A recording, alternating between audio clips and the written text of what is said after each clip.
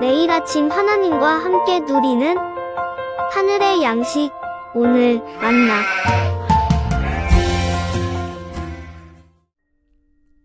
그 아이가 자라매 하루는 추수꾼들에게 나가서 그의 아버지에게 이르렀더니 그의 아버지에게 이르되, 내 머리야, 내 머리야 하는지라. 그의 아버지가 사환에게 말하여 그의 어머니에게로 데려가라. 곧 어머니에게로 데려갔더니 낮까지 어머니의 무릎에 앉아 있다가 죽은지라.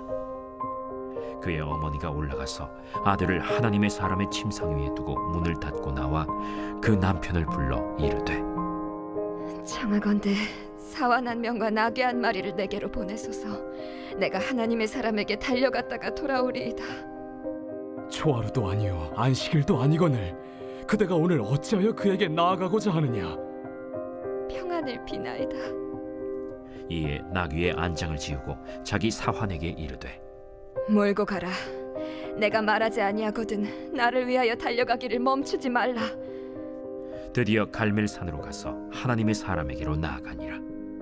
하나님의 사람이 멀리서 그를 보고 자기 사환 게하시에게 이르되, 저기 수렘 여인이 있도다. 너는 달려가서 그를 맞아 이르기를, 너는 평안하냐? 네 남편이 평안하냐? 아이가 평안하냐 하라. 평안하다 하고 산에 이르러 하나님의 사람에게 나아가서 그 발을 아는지라. 게하시가 가까이 와서 그를 물리치고자 하매 하나님의 사람이 이르되, 가만두라. 그의 영혼이 괴로워하지만은 여호와께서 내게 숨기시고 이르지 아니하셨도다. 내가 내 주께 아들을 구하더이까. 나를 속이지 말라고 내가 말하지 아니하더이까. 엘리사가 게하시에게 이르되, 내 허리를 묶고 내 지팡이를 손에 들고 가라. 사람을 만나거든 인사하지 말며 사람이 내게 인사할지라도 대답하지 말고 내 지팡이를 그 아이 얼굴에 놓으라. 여호와께서 살아계심과 당신의 영혼이 살아계심을 두고 맹세하노니 내가 당신을 떠나지 아니하리이다. 엘리사가 이에 일어나 여인을 따라가니라. 게하시가 그들보다 앞서가서 지팡이를 그 아이의 얼굴에 놓았으나 소리도 없고 듣지도 아니하는지라. 돌아와서 엘리사를 맞아 그에게 말하여, 아이가 깨지 아니하였나이다. 엘리사가 집에 들어가 보니 아이가 죽었는데 자기의 침상에 눕혔는지라. 들어가서는 문을 닫으니 두 사람뿐이라. 엘리사가 여호와께 기도하고 아이 위에 올라 엎드려 자기 입을 그의 입에, 자기 눈을 그의 눈에, 자기 손을 그의 손에 대고 그의 몸에 엎드리니 아이의 살이 차차 따뜻하더라. 엘리사가 내려서 집안에서 한 번 이리저리 다니고 다시 아이 위에 올라 엎드리니 아이가 7번 재채기하고 눈을 뜨는지라. 엘리사가 게하시를 불러 저 수렘 여인을 불러오라.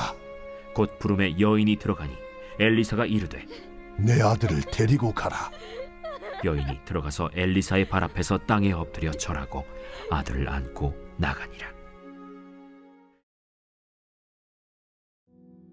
엘리사의 사역이 본격적으로 소개가 되는 중입니다. 성경은 엘리야와 엘리사의 사역 모습이 닮아 있는 것을 종종 나타내곤 하죠. 열왕기하 4장이 시작됩니다. 과거 엘리야가 보여줬던 가난한 과부를 돕는 기적이 일어납니다.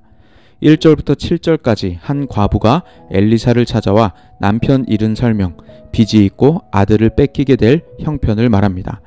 엘리사는 과부의 집에 있는 기름 한 그릇을 가져오게 하고 주변에서 빈 그릇을 빌리는 대로 가져오랍니다. 그리고 집안에서 빈 그릇에 부으라 하고 그대로 했더니 기름이 계속해서 그릇에 차게 되는 기적을 경험합니다.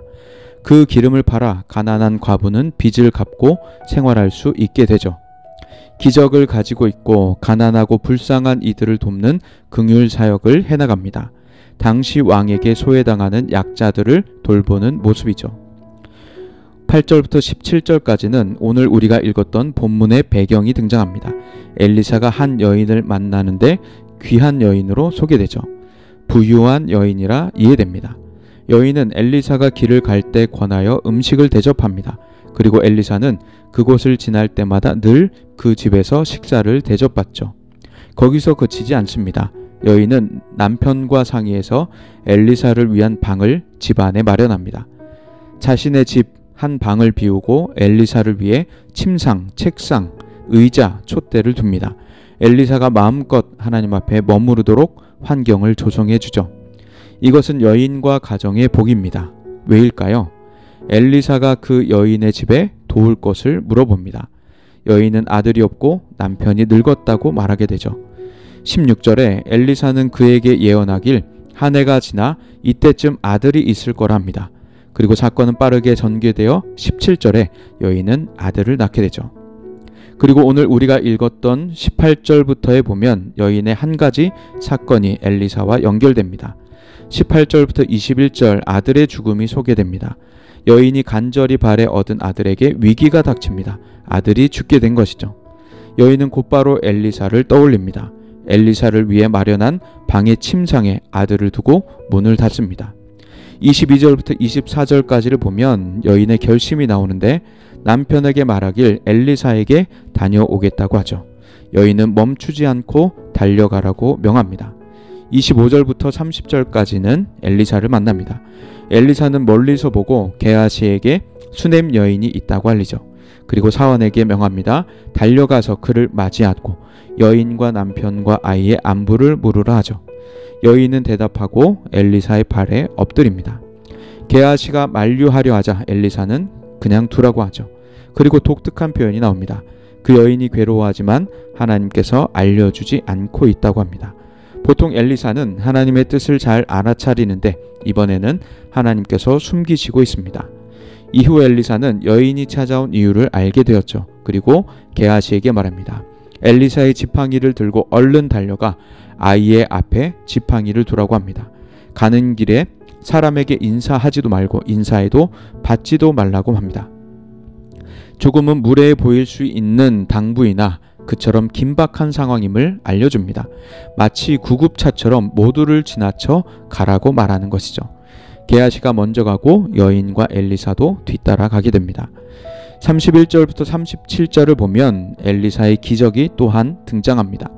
게하시는 먼저 가서 지팡이를 아이 앞에 둡니다. 그런데 아이가 깨어나지 않았죠. 엘리사에게 이를 말합니다. 엘리사가 도착하고 아이의 상태를 보니 죽었습니다. 그리고 자기 침상에 누워 있게 되죠. 문을 닫고 엘리사는 아이와 단 둘이 남습니다. 그리고 하나님께 기도하게 되죠. 아이 위에 올라 엎드려 입, 눈, 손을 맞대자 아이 체온이 돌아오기 시작합니다. 엘리사는 집을 다니다 다시 올라가니 아이가 7번 재채기하며 눈을 뜹니다. 여인은 살아 돌아온 아들을 안고 엘리사에게 감사 인사를 하게 되죠. 귀한 여인은 성경에 등장해 엘리사를 극진히 섬기는 모습을 보였습니다. 식사를 대접하고 그의 사역을 위해 자신의 집 한 방을 내어드립니다. 그리고 하나님의 사람을 진심으로 섬기는 모습이었습니다. 하나님은 엘리사를 통해 그 가정을 축복하게 되죠. 아들을 주는 축복을 주시고 아들이 죽었다가도 다시 살리시는 축복을 주십니다. 이처럼 하나님은 하나님을 사랑하고 순전하게 섬기는 이들에게 복을 주십니다. 우리도 하나님을 사랑하며 하나님께서 우리를 위해 보내주신 사람들을 사랑하며 순전하게 섬기길 원합니다.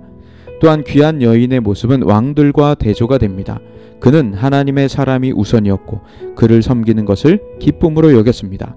그러나 목이 곧은 왕들은 그렇지 않았죠. 전쟁, 승리, 자신의 명예가 신앙보다 우선했습니다. 우리가 나아가야 할 길은 귀한 여인의 모습처럼 순전한 마음으로 섬기며 그것을 기쁨으로 여기는 삶일 것입니다. 여인은 자신의 가정에 문제가 발생하자 곧바로 하나님의 통로인 엘리사를 찾아갑니다. 엘리사를 향한 원망도 아닌 기적을 통한 구원을 바란 것이죠. 그의 믿음은 통했고 여인의 아들은 살림을 받게 됩니다. 우리의 삶은 어떤가요? 하나님의 일들에 기쁨으로 섬기고 적극적으로 임하고 계신지요? 하나님의 일을 위해 헌신하는 것을 영광으로 여기고 계신지요? 무엇보다 신앙이 나의 명예와 돈보다 앞서 계시진 않으신지요?